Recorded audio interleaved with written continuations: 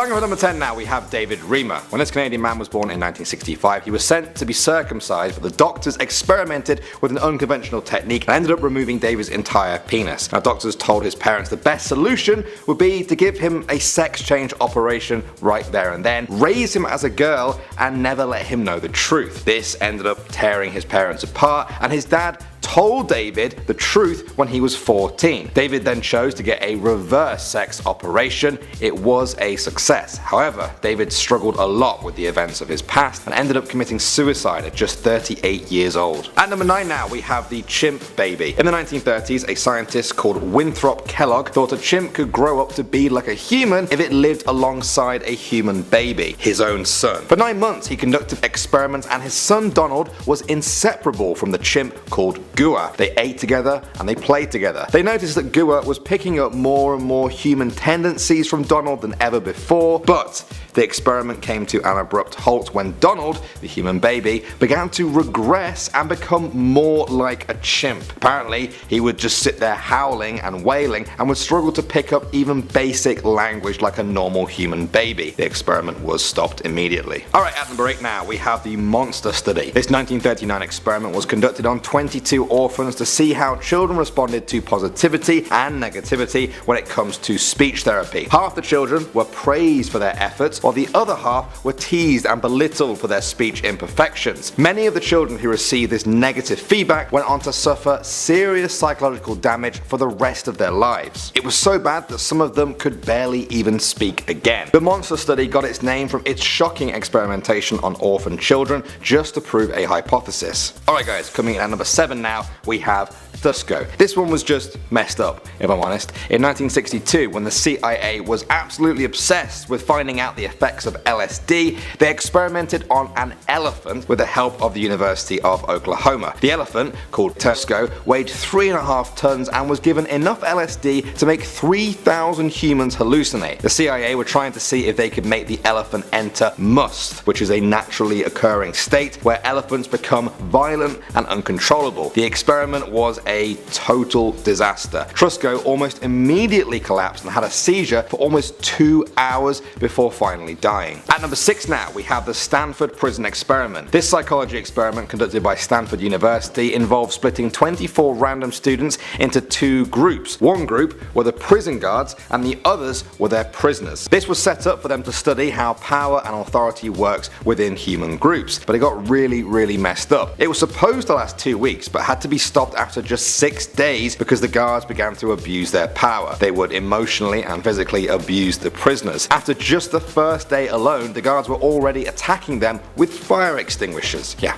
Some of them suffered serious mental and physical injuries for life. Moving on to number 5 now, we have the yellow fever experiment. Dr. Firth was a scientist who was trying to prove that yellow fever was not contagious and was actually due to the difference between summer and winter. Now, in an effort to prove this, he tried to infect himself with yellow fever by drinking the vomit of victims. He also injected it into his body and even poured it onto his eyes. Well, it turns out he was right about the whole seasonal thing, but for the wrong reason. It's mosquitoes that are the ones who spread yellow fever, and they hibernate in the winter. So all the vomit drinking and pouring in the eyes was for nothing. At the number 4 spot now, we have testicle radiation. In 1963, researchers offered prisoners in the Washington and Oregon area $25 to participate in reproductive radiation tests. Now, they were told they wanted to see how a normal dose of X-ray level radiation would affect a man's testicles. Instead, they hit them with about 6 times that amount of radiation. The prisoners, as you might expect, developed testicular cancer, they became sterile, and had many other health problems. The class action lawsuit only gave $2,000 to each of the victims. We're at the number 3 spot now, and we have TGN-1412. This was the name of an experimental drug used to treat leukemia. As with most drugs for humans, it was first tested on animals to see if it was non-fatal. It wasn't.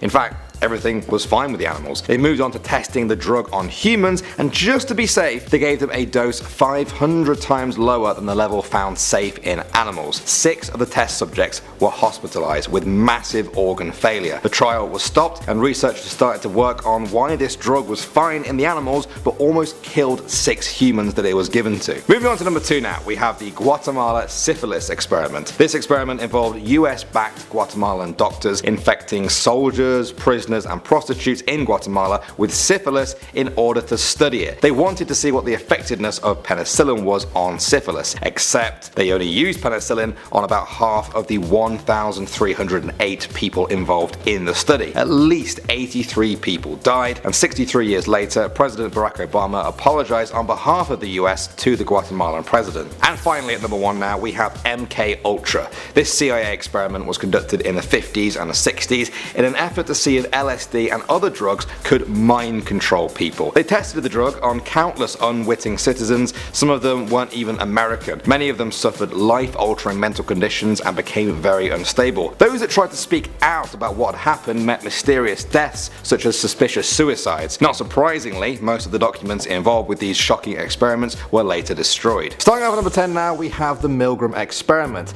If any of you guys have studied psychology at school, you've probably heard of this one. Stanley Milgram was a psychologist who conducted a study in America to see how far people would go when obeying an authority figure. The participants were told they were to give small electric shocks to other participants behind a wall every time they answered a question incorrectly. In reality, the electric shocks were fake and the other participants were just actors. Amazingly, even when the fake test subjects screamed out in pain, many of the participants would continue to administer what would have been fatal electric shocks just because the doctor urged them to continue. Many of the people involved in this claim they were traumatized for life, and the study has been ethically criticized in the years since. Moving on to number 9 now, we have the Challenger explosion. On January 28, 1986, the NASA Space Shuttle Challenger launched from Florida. On board were 5 astronauts and 2 payload specialists who were going to conduct research in space. 73 seconds into the flight, the ship broke apart and disintegrated over the Atlantic Ocean. There were no survivors. After an investigation, it was determined that the fault lied with the design of the shuttle's O-rings. This was a problem which NASA had actually known about for almost 10 years, but those higher up in the organization had refused to listen to the concerns of engineers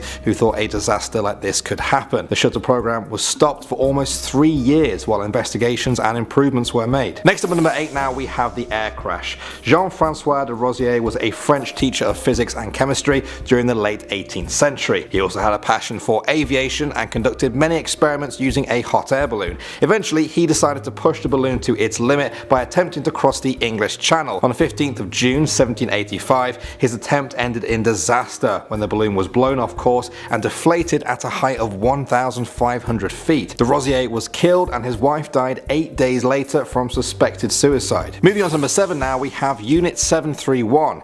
This was a secret unit of the Japanese army during World War II that carried out horrific experiments on civilians and prisoners. It's estimated that the project involved 250,000 men, women and children. Most of them were Chinese, along with some prisoners of war from Russia and the Allies. The procedures conducted on the patients included cutting them open without anesthesia, unnecessary amputations, and removal of organs such as the brain, liver and lungs. Others were used for weapons testing and died to grenades or flamethrowers. The true extent of the suffering is still being discovered today. Next up, number 6 now, we have the X-ray. Clarence Madison Daly was Thomas Edison's assistant. Now you might know Thomas Edison as the inventor of the light bulb, but he is also known for his work on X-rays. In the early days of X-ray researching, nobody realized just how dangerous they could be without taking the proper precautions. Daly acted as Edison's test subject and ended up getting radiation damage to his hands and face that required him to take time off work. At first, one of his hands was amputated and then 4 fingers on the other.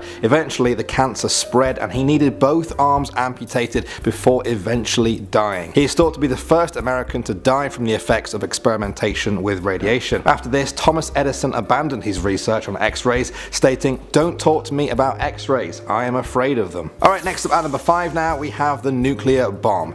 In 1934, scientist Enrico Fermi bombarded uranium with neutrons and created what he thought was a new artificial element in the periodic table. He won a Nobel Prize for his work. Over the next few years, scientists began to realize that what had actually happened was that the uranium atom had been split in 2. This had the potential to release huge amounts of energy that could be used for power or to build a devastating bomb. During World War II, the US set up the Manhattan Project to explore this option. It took just a few years for them to perfect the bomb. 2 of them were dropped on the Japanese cities of Hiroshima and Nagasaki, killing 150,000 people and many more from radiation. Japan surrendered surrendered soon after, bringing an end to World War II. Some scientists who worked on the first studies of nuclear fission were horrified that their discoveries had been used for such violence. Others felt it was the only way to end that war. Next up at number 4 now we have Carl Scheele. He was a Swedish and German chemist who made a number of chemical discoveries during the late 18th century. These include the likes of molybdenum, tungsten, manganese and chloride. Unfortunately, Scheele liked to taste the new chemicals that he had discovered.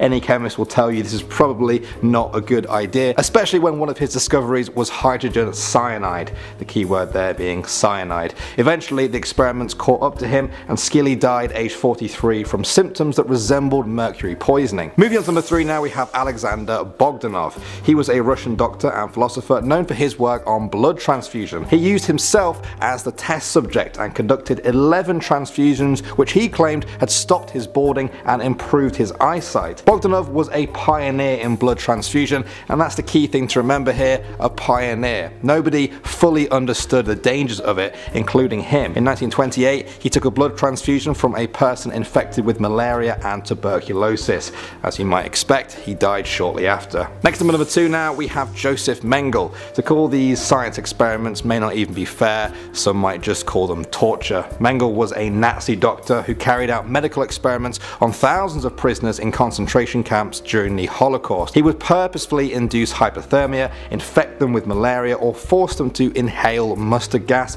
all to just see the effects. He would also forcibly sterilize people and infect wounds with bacteria, as well as filling them with wood shavings and ground glass. He's perhaps most famous though for his obsession with twins. He was known to have once sewed 2 twins together in a twisted effort to create conjoined twins. And finally number 1 now we have Marie Curie. She is one of the most famous scientists of all time, and for good reason. Born in Poland, she went on to become the only scientist to ever win the Nobel Prize in 2 separate fields of study, chemistry and physics. She studied a number of radioactive isotopes and discovered the elements of polonium and radium. She also developed mobile radiography units to provide X-rays to field hospitals. Her work was groundbreaking, but as you might expect, radiation was not fully understood at the turn of the 20th century. Her constant exposure to this radiation led to her getting leukemia. She eventually died from aplastic anemia. Starting us off at number 10 is the sex reassignment trial. Psychologist and sexual behavior expert Dr. John William Money fully believed that gender was something that was learned rather than something that was innate and that you were born with. In 1965, David Peter Reimer was born biologically a male, meaning he had a penis. At 7 months old, he underwent his circumcision that was weirdly done via cauterization. The doctor messed up and his penis was accidentally destroyed, and this is where Dr. Money stepped in and convinced David's parents that he would be able to successfully sexually mature if they raised him as a girl. Money made David his own little experiment, and despite reporting continued success, David's perspective was vastly different. David shared he never identified as a female and was constantly teased by everyone growing up. By the time he was 13, he told his parents he was experiencing suicidal depression and would commit suicide if they ever made him meet Dr. Money again. That's when the parents came clean about the sex reassignment, and David decided to live as a male at 14 years old onwards. Sadly, he committed suicide at the age of 38. And just to be clear, I hate how this doctor made David's whole life his own science experiment. That's ridiculous. And just to be clear, I personally support the trans community. I fully believe you can be born biologically female or male, but identify as something else. Live your truth, people. Live your truth. Coming in at number 9, we have Adam and Eve. Now this one was really interesting to read about, so hopefully you guys will like it too. And if you don't, well, sucks to suck because I like it. Ha ha ha. So if we go back to medieval Europe, the Holy Roman Emperor Frederick II carried out what he called experiments, but were actually barbaric acts of torture. His sidekick was this ruthless Italian monk who wasn't gonna sit there and be like, oh Fred, maybe you shouldn't do that. He was like, yes, do it. Now the Emperor's infinite quest in life was discovering the language of God, and to do that he decided to experiment on 2 infants by keeping them from interacting with any human since the day they were born. Frederick thought without any human interaction they would learn the language of Adam and Eve, but as you could probably guess, it was an epic fail. The duo acted like complete savages, could not communicate at all, and eventually died in animal cage-like conditions. At number 8 we have mind control, and this one was wild. So back in the 60s, a Yale University professor by the name of Jose Delgado was hell-bent on finding a way to control the human mind and its actions, and therefore turn society into some sort of psycho-civilization. And I'm so glad he failed. This guy sounds like one of those I'm gonna take over the world types, and we don't have time for that. Now he invented the stimulation that was was essentially a radio that could apparently control the mind after being inserted into the brain. Jose first tested it on a raging bull and managed to successfully stop it, so people deemed the device a success. The star receiver could stimulate your emotions and control physical reactions. He then planted it into a woman's brain that caused her to lose her motor skills and be very erotically stimulated. She even developed ulcers on her fingers from how often she'd adjust the amplitude dial of the device. Like, what is this experiment? It legit sounds like an episode of Black Mirror come to life, but way before its time. Can you imagine if this really succeeded exactly how Jose would have wanted? Like, what would this world be like right now? I'd have a chip implant in my brain. Filling on 7 slot is Radioactivity Part 1. During the years 1963 and 1973, the US government was very interested in the effects of radiation with the Cold War and their rivalry with the Soviet Union, etc. So partnering up with the University of Washington, the university conducted an experiment wherein they got 130 inmates in Washington and Oregon prisons to voluntarily subject themselves to radiation in the testicles. In most of the cases, the person was zapped with over 400 rads of radiation in the testes, which is the equivalent of 2,400 chest x-rays. And of course, the men were never told how dangerous volunteering actually was. In 2000, the former participants thankfully sued and got a $2.4 million settlement from the university. But what the F? I feel like most of the inmates, if not all of them, definitely contracted testicular cancer. Like, how is that okay? 400 rads? Like, I don't even know what to say.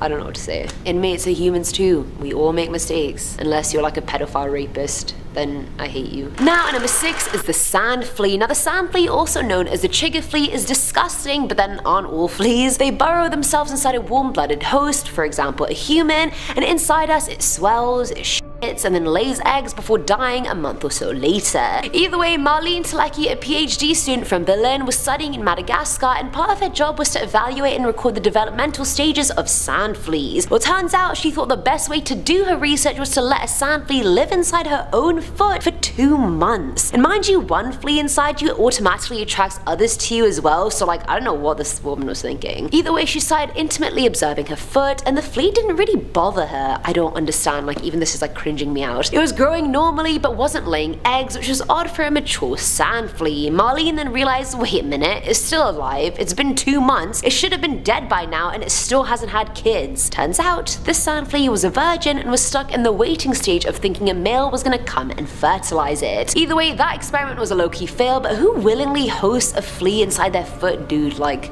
come on, I can't. Coming in at number 5 is the pneumonia torture experiment. Dr. Walter Jones, a physician from Petersburg, Virginia, was worried about the typhoid pneumonia outbreak that was occurring during the 1840s. Now, to try and cure the disease, he conducted an experiment using many 15 to 30-year-old male African slaves that were working on plantations in Virginia. His method was pouring boiling water on them. Like, I don't know what the science behind that was. Maybe he thought it would kill all the germs and bacteria. I really don't know. He did this to subjects who had symptoms like a high fever, nausea, diarrhea, sore throats, etc. A witness said that Jones once poured 5 gallons of boiling water on the back of one 25-year-old subject. Now, he claimed the experiment was a success and that it cured many subjects, but that was A, never verified, B, false, C, racist, and D, all levels of unethical. Need I say more? There needs to be no E. I've said it all. At number 4 is Radioactivity Part 2. You guys are probably wondering, why is Part 2 not after Part 1? Haha, plot twist, it's now. Now again, set your minds back to post-World War II, Cold War, international climate, the arms race is going, communism versus capitalism is full speed ahead, and the American side is heavily focusing on radiation and possibilities of chemical warfare. In an experiment undertaken at Vanderbilt University, 829 pregnant women were told that if they drank these specific vitamin drinks daily, it would improve not only their own health, but the health of their unborn children too. This vitamin drink was not a vitamin drink. Plot twist, it was actually filled with radioactive iron because the researchers were testing how quickly the radioisotope entered into the placenta. Radioactivity and babies? That's never a good mix. At least 7 of the babies died after birth due to leukemia or different forms of cancer. The women themselves experienced extreme hair and tooth loss, anemia, rashes, bruises, and of course, cancer. Filling at number 3 slot is the Aversion Project. I hate everything about this one, just absolutely everything. So during South Africa's disgusting apartheid period, the year was 1969, 1969, and it wasn't only black people they didn't like, it was homosexuals as well. So thousands and thousands of men were given to Dr. Aubrey Levin, a former army colonel and psychologist. Now Aubrey was convinced he could cure homosexuality using electroconvulsive aversion therapy to reorientate them to liking women. The electrodes were strapped to the subject's arm, and it was obviously connected to a dial going from 1 to 10. The experiment involved Aubrey showing the men pictures of naked men and asking them to fantasize about these pictures, and as soon as they started to do so, they would be given severe shocks. The experiment was a complete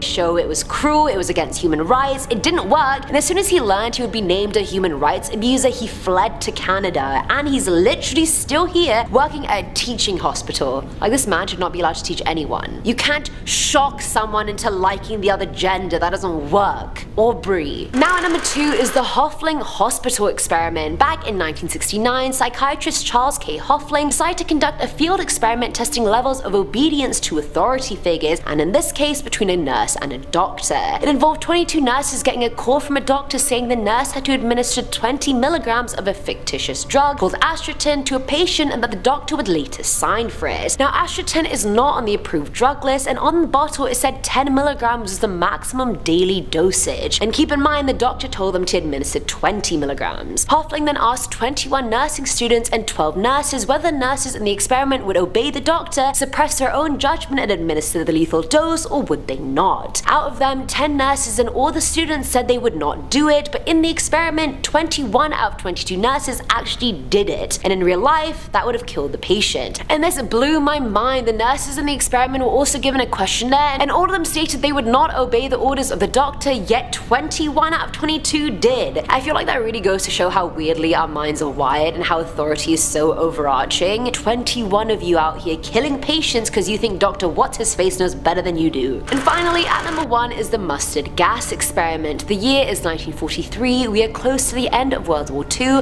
and the Navy has had enough. They were testing the effectiveness of new gas masks and clothing against things like deadly gas, which had been such a huge blow to them in World War I. They were like, fool us once, shame on you. Fool us twice, shame on us. We aren't playing again. Mustard gas, not today. So in one of the worst experiments ever undertaken by the Naval Research Lab, they went and asked a bunch of 17 and 18-year-old boys who had just completed 8 weeks of boot camp if they wanted to volunteer for an experiment that would shorten the war. And in that scenario, who's gonna say no? It was only when they got to the lab did they realize the experiment involved mustard gas. Now all participants suffered severe internal and external burns, and all that was completely brushed off by the Navy. The Navy even threatened them with the Espionage Act if they tried to take action against them. Starting off in our number 10 spot, we have the Pit of Despair. This experiment was conducted by Henry Harlow and is one of the most controversial on this list. In a sort of mental health study, Henry decided to induce depression in monkeys. He took very young monkeys and separated them from their peers and mothers and put them into isolation in a cage that was called the Pit of Despair. Sometimes the monkeys would stay there for longer, more extended periods, and other times they would be repeatedly separated and put into the cage for multiple shorter stays. These monkeys all proved to be extremely psychologically disturbed after the conclusion of this experiment, which should have seemed kind of obvious even before the experiment was even conducted. These monkeys were used as a model of human clinical depression, but here's where things got even sadder than they already were. These monkeys were unable to be treated and rehabilitated. Despite various forms of treatment, they just were unable to get back to the place they would have been had they not been subject to this cruel experiment. Before I dive into this one, guys, please don't forget to hit that thumbs up button. It really helps us out. In our number 9 spot today, we have cell regeneration.